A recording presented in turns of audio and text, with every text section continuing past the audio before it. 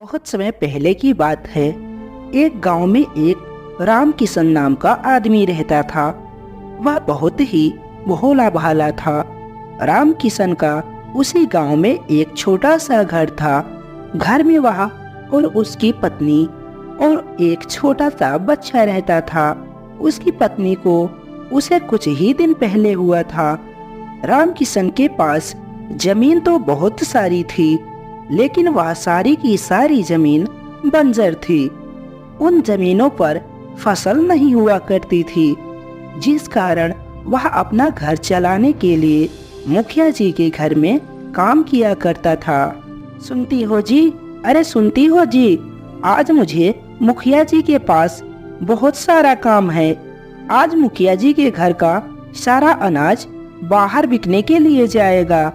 आज मैं भोजन करने के लिए घर दोपहर नहीं आ पाऊंगा। तुम आज मेरा खाना किसी भी तरह मुखिया जी के घर पर भिजवा देना। आज तो रास्ते पर इधर उधर कोई भी नजर नहीं आ रहा। लगता है आज मुझे खाना पहुंचाने खुद ही जाना पड़ेगा। ऐसा कहकर राम किशन की पत्नी राम किशन को भोजन देने के लिए मुखिया जी के घर की तरफ चल देती है। मगर रास्ते में थोड़ी देर पहुंचने पर राम किशन की पत्नी को एक सांप डस लेता है।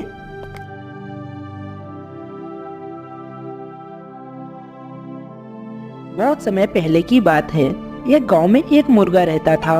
वह रोज सुबह बांग देकर गांव वालों को जगाया करता था। एक दिन एक गीदड़ कहीं से घूमता हुआ गांव में आ गया। जब उसने मुर्गे को देखा तो उसकी लार टपकने लगी। वह सोचने लगा, अरे वाह, क्या शानदार मुर्गा है। अगर इसका मांस खाने को मिल जाए तो मजा ही आ जाएगा। वह तरकीब सोचने लगता है ताकि किसी तरह मुर्गे को दबोचकर पेट पूजा कर सके। उसने मुर्गे को बहला फुसलाकर अपने काबू में करने का निश्चय किया और उसके पास पहुंचकर बोला, मित्र, मैं तुम्हारी आवाज सुनकर तुम्हारे पास आया हूँ। तुम्हारी आवाज बहुत ही सुरीली है, कानों में मिश्री सी घुल जाती है। मन करता है दिन भर सुनता रहूं।